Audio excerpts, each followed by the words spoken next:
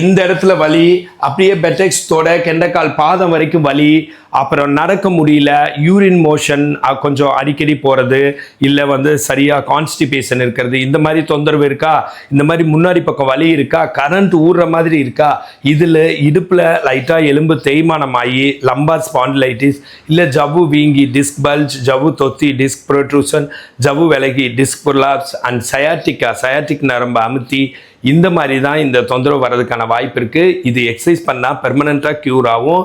இன்றைக்கி இதுக்கு உண்டான ஒரு பெஸ்ட் எக்ஸசைஸ் சொல்லித்தரேன். இந்த மாதிரி படுத்துக்கிட்டு வலது காலை மடக்கி இடது காலை மடக்கி இடுப்பை மேலே தூக்கி 1 2 3 4 5 6 7 8 9 10 பிரிட்ஜிங் எக்ஸசைஸ். திரும்ப கீழே போட்டு 1 2 3 4 5 6 7 8 9 10 இந்த மாதிரி 7 தடவை ரிப்பீட் பண்ணுங்கள். எந்திரிக்கிறப்போ இப்படி சைடில் திரும்பி கையூனி எந்திரிங்க, படுக்கிறப்போ சைடில் திரும்பி கையூனி படுங்க. இந்த மாதிரி ஹெல்த் டிப்ஸ் வேணா ஃபாலோ பண்ணுங்கள். ஃபிசியோதெரப்பி கன்சல்டேஷன் வேணா கால் பண்ணுங்கள். இந்த வீடியோ பிடிச்சிருந்தா லைக் பண்ணி ஷேர் பண்ணுங்கள். கமெண்ட்டில் பேக் பெயின்னு எழுதுங்க. நான் இது சம்மந்தமாக இன்னும் நிறைய வீடியோஸ் கிரியேட் பண்ணுறேன். நான் பிரகாஷ், ஃபிசியோதெரபிஸ்ட்.